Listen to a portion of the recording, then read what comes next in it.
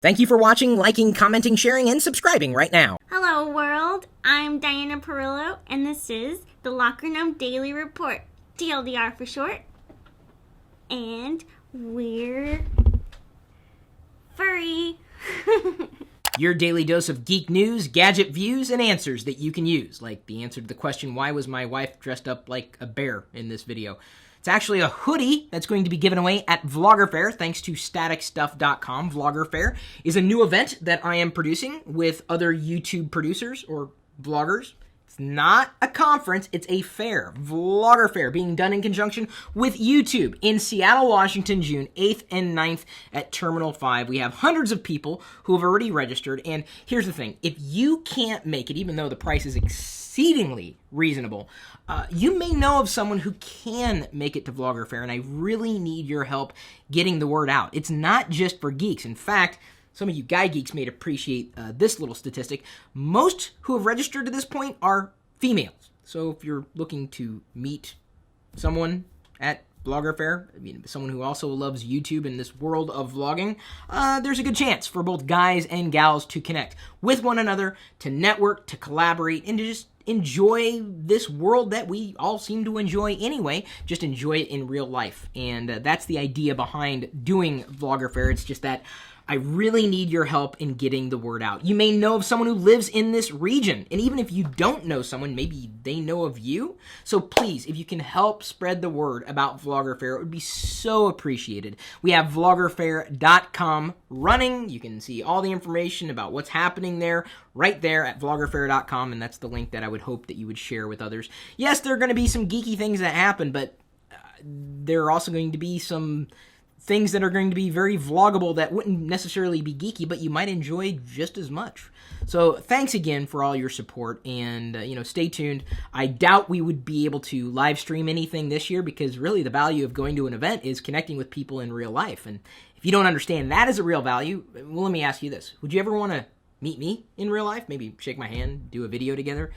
Well, it would be possible in person at Vlogger Fair. Switching gears for a brief moment, I'm going to be giving away a Stormtrooper hoodie this Friday in conjunction with Modus. That's right, we are going to be celebrating Geek Pride Day, and leading up to Geek Pride Day, I'm working with John, or John for Lakers, John Redinger, on giving away a handful of geeky prizes. In fact, I've got the list of prizes we're going to be giving away. Stormtrooper hoodie, Mophie Juice Pack Power Station Mini, Boogie Board Rip, Kindle Paperwhite, Nest Learning Thermostat, the Berg Little Printer, which I unboxed in this channel a while ago, an AR drone, a Sonos Play 3 and a bridge, a Galaxy 16.4 megapixel digital camera, that's right, the Android digital camera, and the grand prize will be a Lego Death Star. For more information, head over to facebook.com/Modus. You just fill out a form, and you can see all the details for this particular series of giveaways. And of course, stay tuned, because we're going to be announcing different prizes in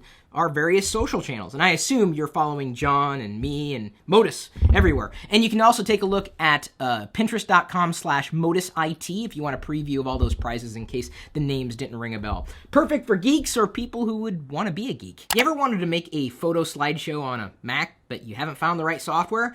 I may have something for you at a 50% discount. Photo Movie Maker Pro. This is available on deals.lockergnome.com, and we have other things available on deals.lockergnome.com for you as well.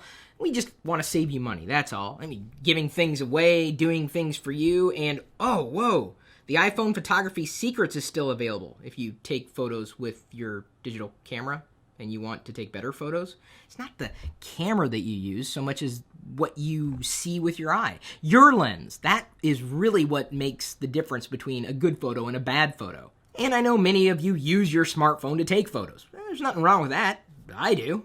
And if you're an iPhone 4 or 4S owner, or you know of one, this is Dot, a way you can record 360-degree videos. Not still shots, not a still, frame that's spliced together, but you can move around and then dynamically pan around in that video after it's been recorded. It's kind of neat, and it's available at a 28% discount on deals.lockergnome.com. I know, I need to stop giving things away and saving you money. Do you like pancakes?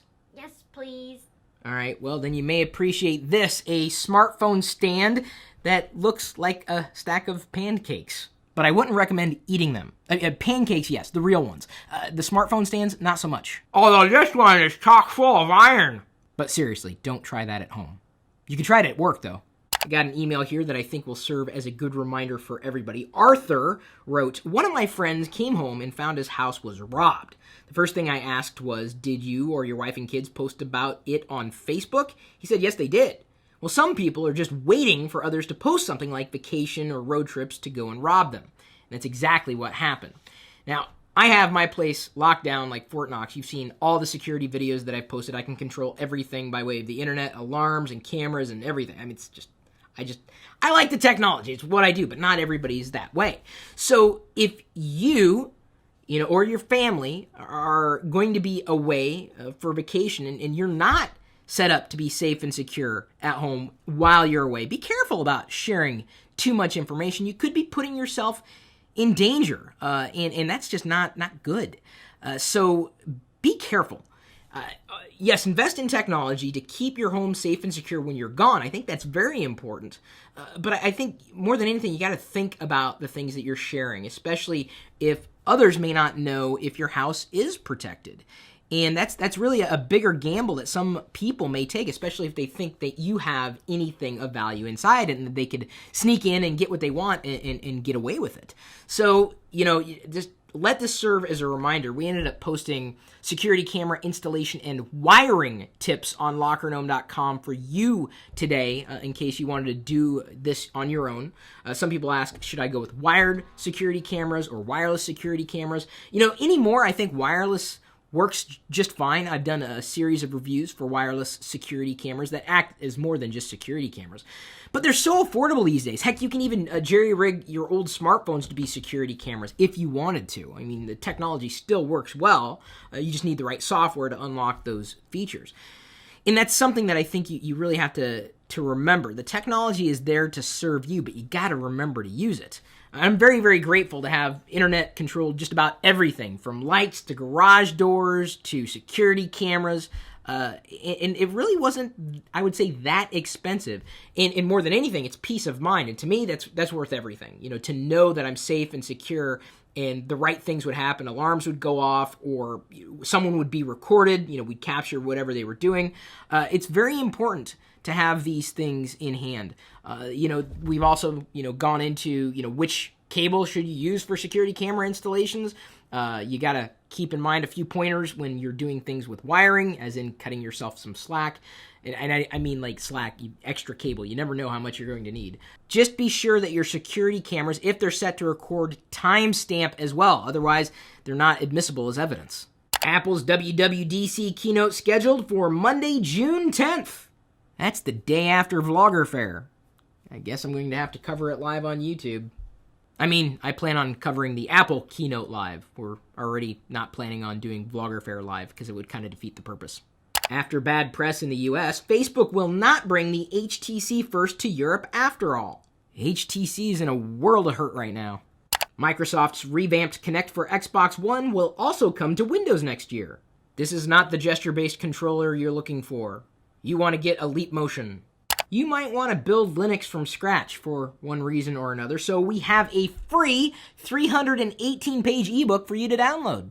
Our question of the day is brought to you by GoDaddy. If you want to save money on your next purchase, just email me first, chris@pirillo.com. I will send you my latest list of coupons. Blue Metal 04 asks, are you going to get a PS4, Chris? Many of you already know I'm not much of a gamer. If I do any kind of gaming, it's probably on this device and nothing else. I appreciate having consoles, but the reason why I purchased a PS3 was not for gaming, but for Blu-ray support. I figured, well, if I'm going to spend the money, I might as well get the PS3 because it's Blu-ray and then some value adds in case I want to do other things on a PS3 at any point in the future. Inevitably, I only used it as a Blu-ray player.